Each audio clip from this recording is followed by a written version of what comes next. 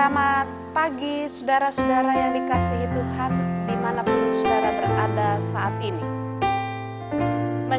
Mengakhiri pekan ini kita akan mendengarkan firman Tuhan. Tapi sebelumnya mari kita berdoa. Kami bersyukur Tuhan bahwa atas kasih karunia Tuhan kami boleh merasakan berkat yang luar biasa.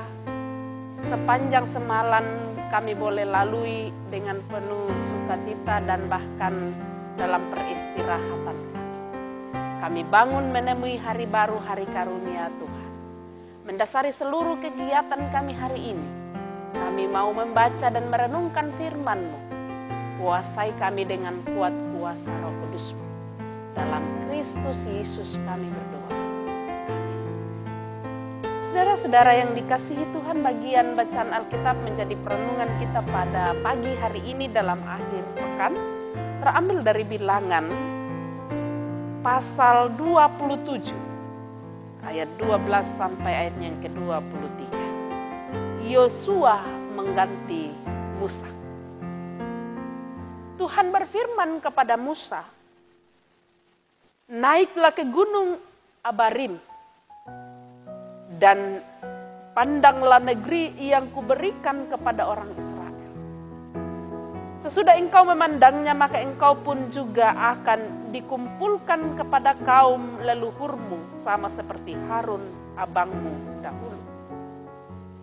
Karena pada waktu pembantahan umat itu di padang gurun Sin, kamu berdua telah memberontak terhadap titahku untuk menyatakan kekudusanku di depan mata mereka dengan air itu.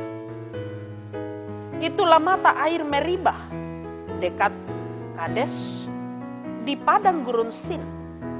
Lalu berkatalah Musa kepada Tuhan, biarlah Tuhan Allah dari roh segala makhluk mengangkat atas umat ini seorang yang mengepalai mereka waktu keluar dan masuk, dan membawa mereka keluar dan masuk, supaya umat Tuhan jangan hendaknya seperti domba-domba yang tidak mempunyai gembala." Lalu Tuhan berfirman kepada Musa, "Ambillah Yosua bin Nun, seorang yang penuh roh, letakkanlah tanganmu atasnya, suruhlah ia berdiri di depan Imam Eleazar dan di depan segenap umat, lalu berikanlah kepadanya perintahmu di depan mata mereka itu.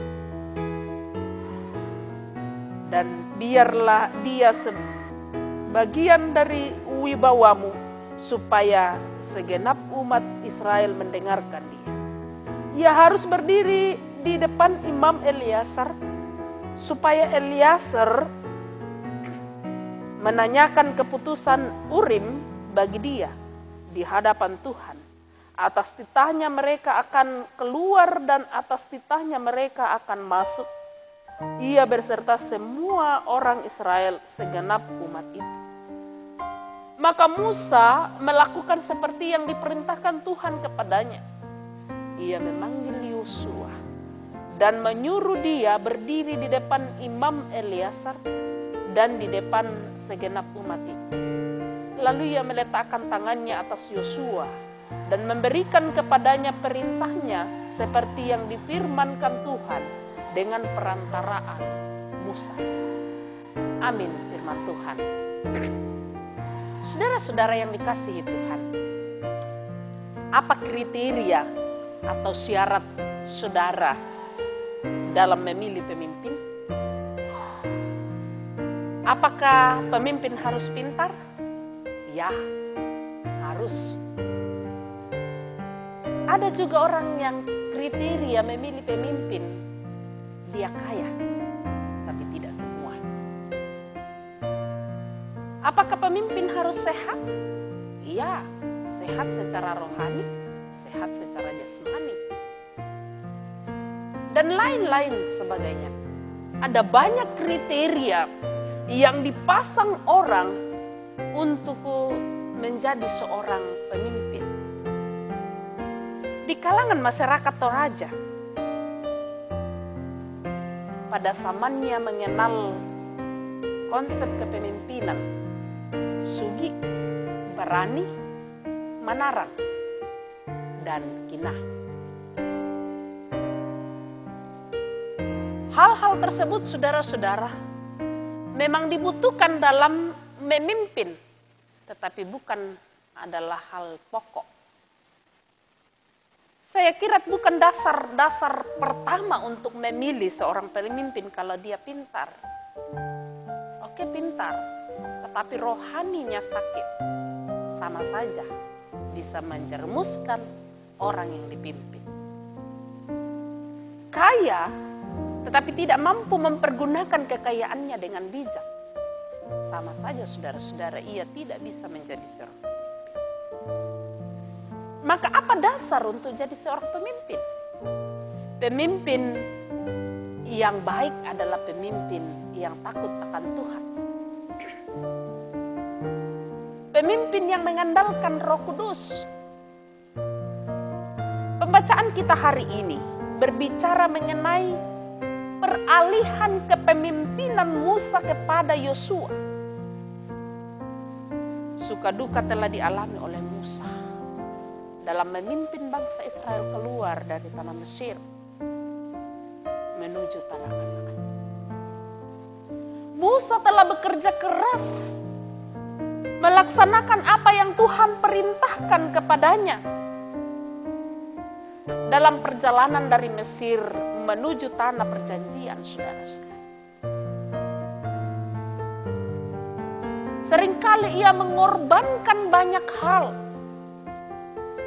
Mengorbankan perasaan. Ketika bangsa itu bersungut-sungut kepada Tuhan, bahkan kepada Musa. Ia mengorbankan perasaan.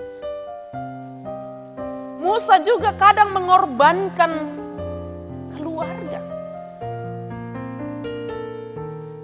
Namun ia tidak diperkenankan Tuhan memasuki tanah perjanjian. Musa hanya dapat memandang dari atas gunung karena melakukan sebuah kesalahan kepada Tuhan.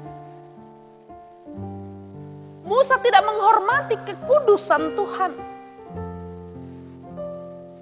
Tetapi Tuhan juga tidak membiarkan umat Israel seperti domba yang tidak punya gembala. Akhirnya Yosua dipilih Tuhan yang merupakan abdi Musa. Yosua telah banyak belajar. Yosua telah memiliki banyak pengalaman dan bahkan menyaksikan langsung perbuatan besar yang Tuhan lakukan bagi umat Israel. Yosua dipilih oleh Tuhan bukan seperti kriteria kita tadi, yaitu karena dia kaya dan lain-lain sebagainya. Tetapi hal yang paling penting, Yosua dipilih oleh Tuhan karena ia penuh dengan roh. Saudara-saudara yang dikasihi Tuhan, saya sudah katakan tadi bahwa pemimpin yang bagus, pemimpin yang ideal adalah pemimpin yang takut akan Tuhan. Menjadi pemimpin bukan perkara yang mudah. Terlebih khusus saudara-saudara, di saat-saat sekarang ini kita berada di tahun politik. Kita akan memilih orang-orang yang akan memimpin kita. Maka percaya saudara-saudara bahwa menjadi pemimpin itu bukan perkara yang mudah. Untuk itu doakan mereka yang akan terpilih. Siapapun dia yang terpilih, doakan mereka untuk memimpin kita dengan baik. Jika dalam persekutuan kita, doakan para pemimpin kita, para majelis gereja, pengurus OIG, karena memimpin itu bukan perkara yang mudah.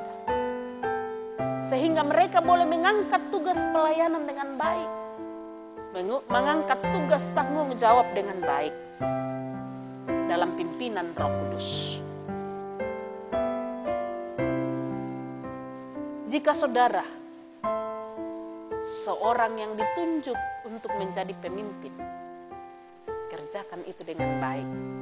Dan ingat, pemimpin yang sukses adalah pemimpin yang takut akan Tuhan. Dan tema kita hari ini yaitu pemimpin yang mengandalkan Roh Kudus. Terpuji Tuhan. Haleluya. Amin. Saudara-saudara, mari kita berdoa. Kami bersyukur Tuhan bahwa kami boleh punya kesempatan untuk mendengarkan firman Tuhan hari ini. Kiranya firman Tuhan hari ini boleh menjadi pedoman bagi kami. Mensyukuri sepanjang seminggu telah kami lalui dan kami sampai pada akhir pekan hari ini. Juga Tuhan, kami bersyukur bahwa di tengah-tengah jemaat ada banyak saudara-saudara kami yang bersuka cita karena pertambahan usia. Juga karena pertambahan seorang anggota keluarga, secara khusus keluarga Daud Pangili. Tuhan berkati mereka dalam menikmati sukacita yang Tuhan anugerahkan bagi.